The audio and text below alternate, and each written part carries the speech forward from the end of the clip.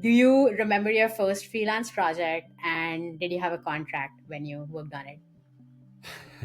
Yes and no. Yep, I remember the first or the first job that I was getting paid for, Mm-hmm. and I remember not getting paid well enough, and I remember kind of slipping. I kind of bumped into some problems that a contract would have helped me. So the example is perfect. It's like it's prime for conversation. So, what were those things that happened? I mentioned it on a previous one. It was like right after I posted on Dribble the first time. There was like Mm-hmm. a client that was doing like in-air beverages or something, and they wanted me to draw like a poster, like a retro style poster of an Airbus A380 cockpit. So like tons of knobs and buttons and screens and stuff like that. And I really had no idea. I had no idea about anything, of course, but like I didn't know how stylized this should be. Like I didn't know really even what it was. I didn't ask any questions that I should have asked around like what is this actually going to be used for. So I was so directionless in what I was doing. And I remember I got paid $300 for it, and I had to put in at least 30 or 50 hours into it.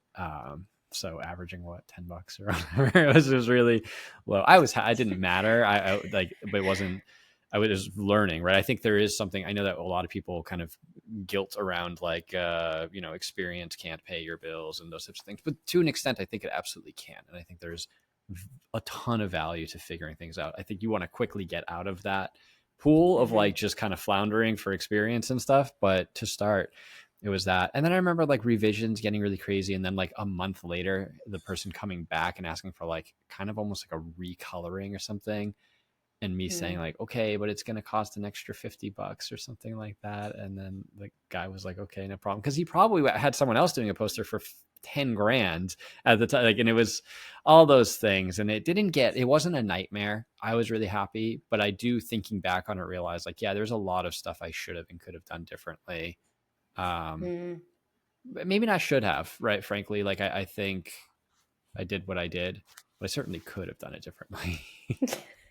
Yeah, no. I think it's one of those things when you're first starting out, you don't really have that experience, and then you don't really know what can go wrong. But you do know when it does, and you're like, oh well, I should have made a contract and let me go look one up online. Is that something that you did? Was that your approach? I got really lucky with community. I mean, this is again dating myself to like 2011, 12, 13. It was like I had a lot of really great community that was helping Hmm. like people I was meeting through Dribble and local people like through creative mornings and um, things like that. That was super helpful because I would just ask and people would help. And I want to make sure that I hit a couple stories because I have a couple benchmark projects that have been like they've evolved me and my business in different ways around like contracts or licensing or rights to the work and all those types of things and all the different friends that have helped along the way. But mostly I wasn't super blind going through it. I leaned into community quite a bit. I think most of us starting out as freelancers, and I think I have to just looked up a contract online because Yeah. back when I started, I didn't have that community, especially transitioning from a different career and then also living in a country where there wasn't much community around it. I think I was probably one of those people who looked one up online and sent Typing. something sent something across which wasn't even legally Yeah. acceptable. Like, oh, what does this Right. mean? I don't know what SOP stands for. Yeah. Right. um but yeah, I think that's so fascinating. I love that community always comes through with stuff like that. Hmm. So how do you kind of find the balance between keeping things friendly in a contract but still being firm about your boundaries? Yeah. I've been lucky that I've had 15% friction in my contracts and agreements, and mostly Hmm. it's been really good. Um, Earlier on, I've stumbled into issues around kill fees and stuff like that, and then I learn, and then I implement kill fees, and there's been stuff like that. But most recently, and I think we can work recent to back or whatever, but like my most recent like contract, and I would even call it more of an agreement than a contract, right? Because it's the same thing, but it's just to me a better word, and it's something I often tell people when they're intimidated by contracts. I'm like, it's an agreement. It's saying Hmm. I'm going to do this thing on this time. You're going to give me this much money, and here's some other nonsense. But like we're basically agreeing to these things, and now it's a handshake.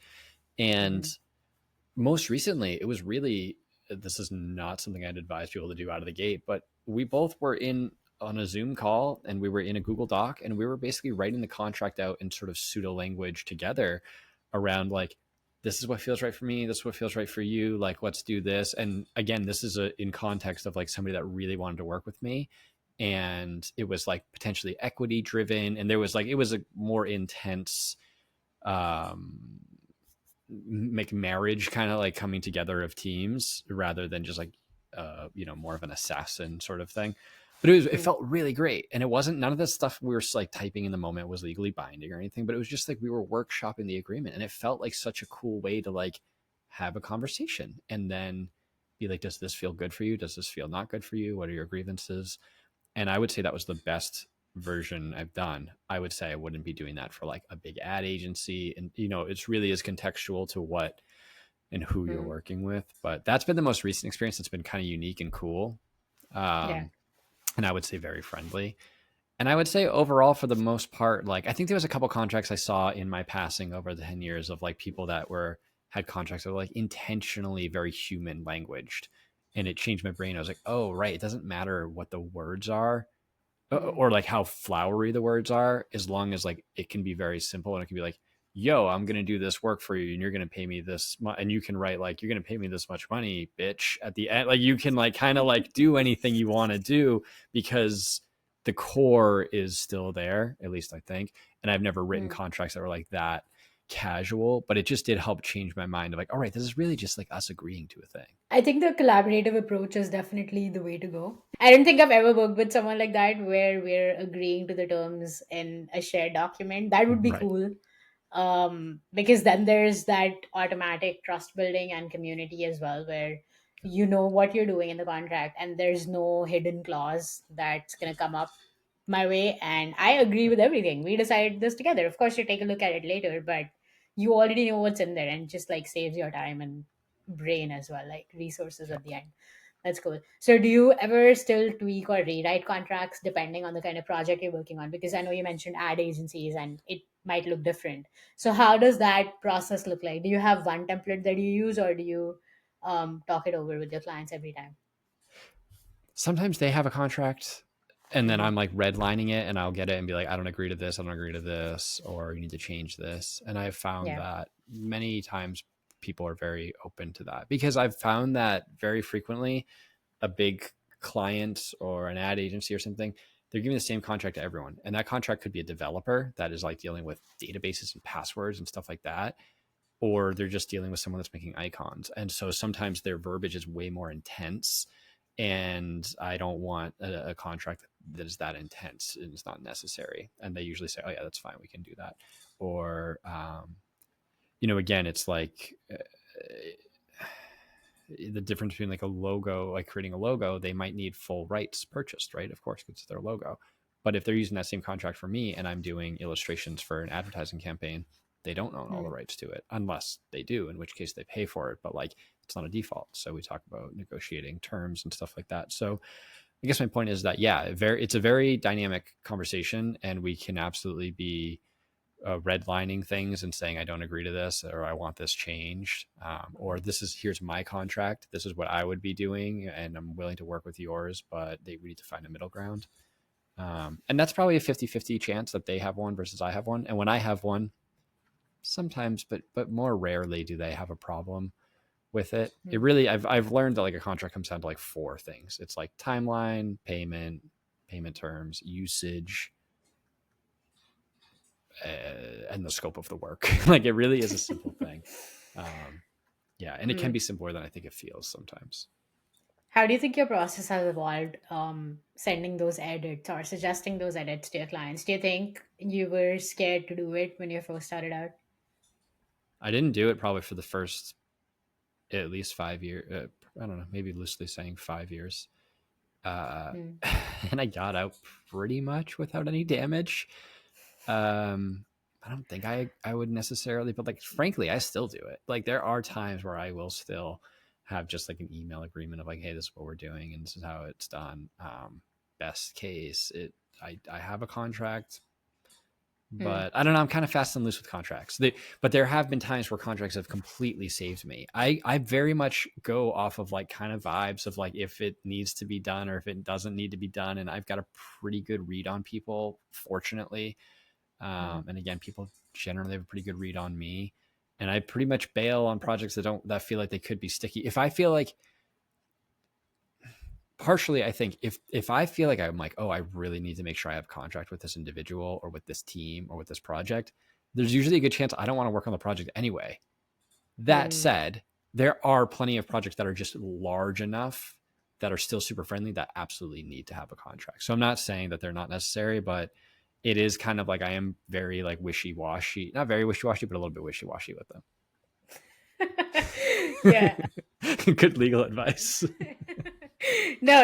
We're not giving legal advice by any means. I think I kind of that kind of resonates with me too because I have done one-off projects or one-off YouTube things for people which never need a contract. Like I've been doing YouTube stuff for someone that has no contract. And I do it once a month. I don't do a contract. It's an email agreement. We both know who we are. We talk. We're friends, but in a Yeah. business way. And I trust them, they trust me, and we have that relationship. And I think that only comes with time and also how well you know them, but also the experience that you have working with people. I think that kind of binds into all of that. So yeah, that's pretty cool that you have that kind of culture and community with it. I think in the industry too, with just having it be a large project and defining those terms, how do you kind of handle scope creep with those situations? Yeah, I think usually, again, usually people are pretty fair with me and pretty understandable. It's like, I don't know that I've definitely had scope creep, but it's always been paid for or accounted for in a fair way. Hmm. I don't think there's ever been a case for me where it's been like, hey, this feels like it's out of alignment and I'm not willing to do it. And they're like, that's weird. That feels like it is in alignment. Because again, the scope of the work is one of the most important things. I'm like, I'm going to make you 12 icons for your thing. I will be delivering them as JPEGs or as vector source files. We will be doing it. These are the different things. This is the way that you can use it. I would think the scope creep, so to speak, could potentially get the most hairy or confusing around usage of okay, I made you a t-shirt graphic, now you want to use it for a bandana. Okay, great, Hmm. that means you want to get more money out of the work, so I need more money. I think that is where people can get confused because I don't think there's a ton of education around it on the client side or on the designer side. Like a lot of people don't understand it, or it's intimidating. Hmm. um, and maybe there's been a little bit of friction around those types of things, but it's usually again in fair conversation of explaining and being like, this is why this makes sense, and usually like, okay, that actually makes plenty of sense. We're going to shelve it for now. We're not going to print the bandanas. We'll just come back to it when we can. Or they say, yeah, that sounds great, no problem, send us the invoice for the additional usage. But um, again, it really comes down to like writing it out in advance, and then because when things do go wrong and you don't have a contract, it sucks so bad. But if it goes wrong and you have the contract, you go back to it and you're like, oh, I'm not scared of this because this dummy agreed to the thing and now we're out of alignment. But like we have this paperwork that's totally bringing us back into an alignment. So, how do you kind of explain the usage and intellectual property to clients in a conversation? How do you approach that? I approach it carefully in that there are times where I surrender it and I say, look, this doesn't make sense for me to fight this fight, um, Hmm. because if it's sometimes if it's a mom and pop, it's not worth it because what the heck. Or if you're doing like brand illustration and you're really kind of like creating a brand for them, like they kind of need that because it's tied a lot to like if they get acquired or if there's an acquisition, they don't want to have Hmm. outstanding licenses, and then they tell the new acquirers like, great, you own the company, but like also Kirk owns like these parts of it, so it makes an agreement messy. So very often they like to. So sometimes I don't bother with it, but very often I do. And I think it kind of like breaks down to like if it's ad agencies or out of home stuff or commercial work, like that's going to be displayed on TV or those types of things, or if it's going to be printed on things, merch and swag, like that falls into a category pretty quickly of like it's going to be usage. And I think the Mm, easiest way I found, and it's still clumsy, it's always kind of an awkward conversation, but I think the best way I've found to talk about it is around t-shirts, really. Like, I'm making you a graphic for a t-shirt to sell 100 t-shirts. That means you mm, do your own math. If this makes sense for you to pay me this much money for the graphic, you're going to sell this much. Great. But now you want to sell 10,000 t-shirts with it. That means how much more money are you going to make off of the shirt, right? And now you also want to sell pins and buttons and hats and sweaters with it. You understand mm, that the value of this artwork is truly snowballing. mm, Why would I not be a part of that, right? Like, I am giving you more value for your work. And usually I think that's when it clicks the most, is around merchandising. mm, But the other thing I'll say is that, fortunately, like, the way I learned so much about licensing artwork and stuff has been through like clients that really know what they're doing, like an ad agency that does say like, hey Kirk, we need these illustrations and we're going to need it for this and this, and we're only going to need it for 2 years, and we only need it in the US territories, and we only need it for t-shirts, and if we have additional usage for it we can renegotiate. And I'm like, and I'm sitting there like, okay, I totally know what you're talking about, when I absolutely did not. And I'm learning from it, and I'm like, yeah, right, US territories, just like, yeah, like I always do. um, and so sometimes those kind of situations, I think a lot of people probably learn this knowledge when they work in home, at mm, a, or in office at a spot, like they kind of are soaking up all the information, understanding that. I never had that, so I learned through commercial contracts. But yeah, that, and then once again, the other answer is like community, people teaching me and telling me like, yeah, there's something. So, have you ever? I know we've chatted a little about kill fee. Have you ever signed a contract and then decided not to do it based on something that happened before the work started? I don't think so. I really don't. One time, a long, long, long time ago, where it was like, we're just not finding the direction that we should. But that was when I was super young and didn't have a direct, like, I was like doing like PDF design, and it was like supposed to be like really, it was like so out of my wheelhouse, and I shouldn't have been doing it Hmm. anyway. And I think we both Hmm. just kind of were like, look, this is like, I'm not, I'm not, I can't make this look any different than I am. And you want something different. You probably shouldn't have hired me. And we didn't have a kill fee in the contract. And I was like, look, if you just give me like half of the money, let's just be done. And they're like, cool, that makes sense. But that's literally Hmm. the only time. And that was like when I was super young. Otherwise, one time for a big project, they decided, for reasons that didn't have to do with me, that they were not going to use the work produced. And Hmm. they found out a little bit too late. There was an event that the work was going to be produced for, and they're like, hey, we're not having the event, basically. Hmm. Can we kill from here? How much work have you gotten done? And I was like, well, I'm sorry to say, but I'm like 97% done. Like, we're rendering the final thing, and like, this sucks for you, but like, you have to pay me all of it. And I think there was a Hmm. little bit of like a ouch, but it was like, you should have told me before, and like, I would have stopped then. But it's like, we're done. And same thing. I think that was just like a luck thing. I think there was some contract that would have helped me out, but again, it was more of like a vibe thing, where it was like, I had to call him and I was like, dude, this sucks for you, but like, I'm basically done the work, so I pretty much need all the money. I don't care if you use it or not. They didn't end up Hmm. using it, and I still got paid. Yeah. Have you ever? I know we're getting into the details and the nitty gritty of it, but have you ever had to chase a payment as well? Like, way long. It was that same. It was like a same era of that long time ago Hmm. thing, and I just remember like being petty and like emailing him like every day for like a year, being like, "Hey man, you still owe me money," like just like being a bully about it. But again, that's not something that I would even consider to be like a Kirk thing today. No. Hmm. Um, thank goodness, no, because I don't know. I don't want to go to small claims court or do anything like that. Like, it's like, you can have a because that is the thing, is like, you can have everything set up, you can have a contract, you can have all the things, and if they don't pay, they don't pay. I don't know how to handle that. That would be the thing where I would go to my community and be like, hey, has anybody ever dealt with this? And like, what do I do? And I would hope that somebody I know has it, but I have not had to deal with that yet. Thank goodness. That sucks. Hmm. Yeah. No, I don't think I've ever had to chase a payment. I mean, there have been I've had times to that have, like hassle people for the payment of like, hey, yeah, like, what's the holdup? And they're like, oh, sorry, I'm waiting on a thing. And like, but it's like, okay, it's 2 weeks late. It's never been like yeah, they're yeah, ghosting me. yeah. I think likewise for me. I don't think I've ever had to be disappointed that a payment didn't come through. Right. Thankfully. Thank Yeah, goodness. I feel so privileged saying that. But Yeah. How does this translate for you emotionally? Do you think you'd be happier just agreeing something over email, or let's take out the picture where let's make it an ideal scenario and take out the picture where something bad can happen? Would you rather do agreements over email, or would you sign a contract? The thing that I think is really helpful about a contract is that it is much more templated, and once you set it up you can just kind of spit them out and like copy paste, and like having that kind of boilerplate is really beneficial because a blank page is horrifying of like, okay, how am I going to like start this agreement today? And I'm not even talking about like typing out every legal word, but just like, yeah, I think templates and contracts are great. um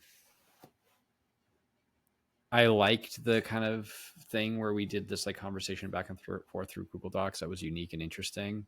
Something to be Hmm. learned from it. I don't think that's 100% the answer, but I think just reframing the idea that like, oh yeah, this is more of a conversation.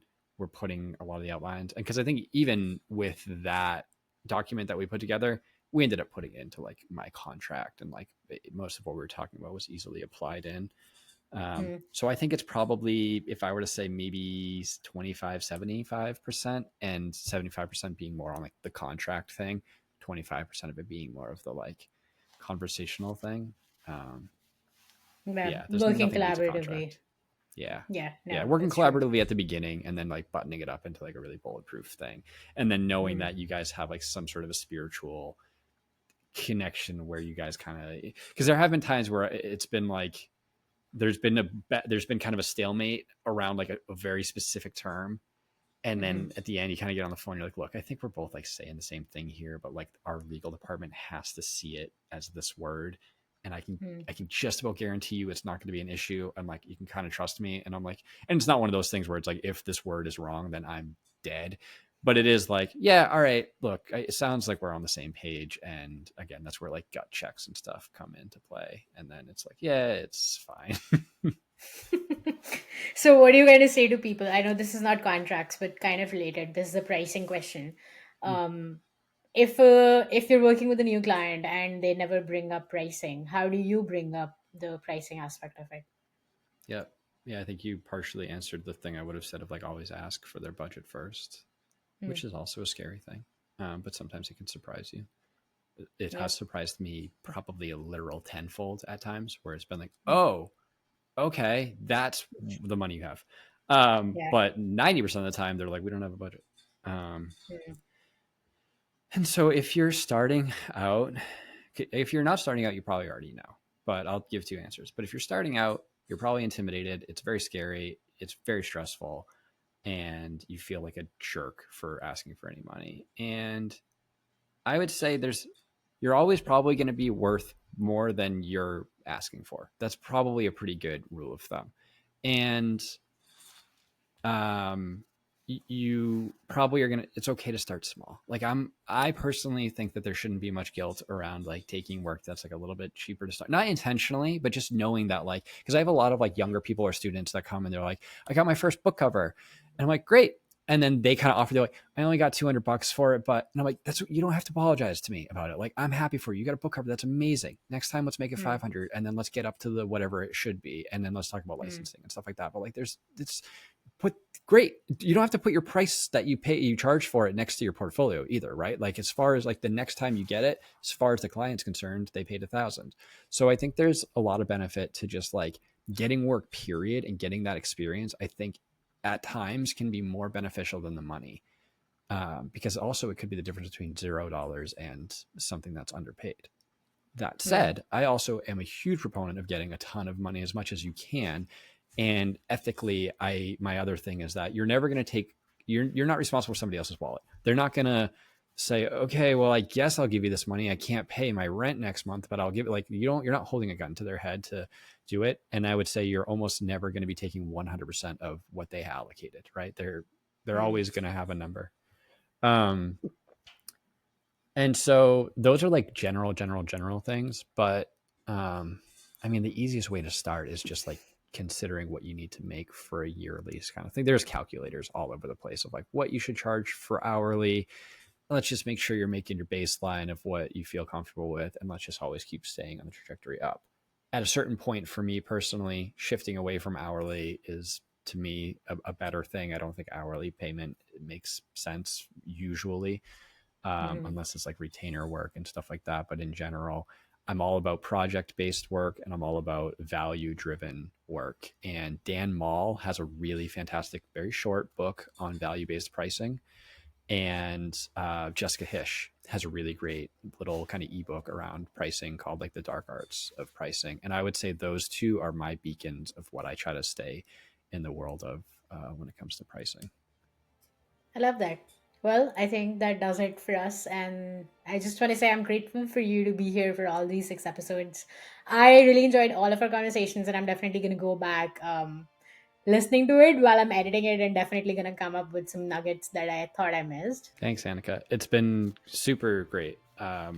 This is community too, right? This is like Anika and I were just speaking before about like, okay, well, we have other things that we want to talk about now because before the show we always talk, and then we're always like, okay, we should get to the actual thing. And so now I have a new friend that has so many skills. Speaking to you, so many skills that I don't have, and hopefully I have some that I can share. And like, so now we have a friendship where we get to lean on each other that much more, and it's just so nice to be able to keep adding these people into our lives. And so, and I think this just came of like a, we connected through Work Louder and we knew each other a bit through different things, but for the most part it was like a, hey, are you interested in doing this? And I'm like, yeah, of course. And so it just, what a beautiful like blossoming flower that came out of it. So I would advise anybody to continue to foster those types of things.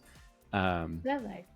and it's been great and I've had so much fun, and I feel like I need to like put this through like an AI thing to like give me a transcript so that I can like see all the bullet points myself because I forget what I said.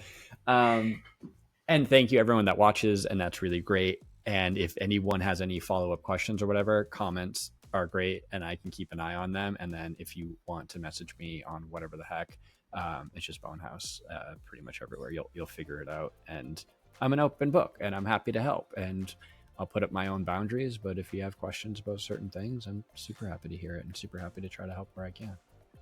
I love that. The Well, end. all right. Thank you so much, Kirk, for being here. And thank you all for listening. We'll see you on the next one.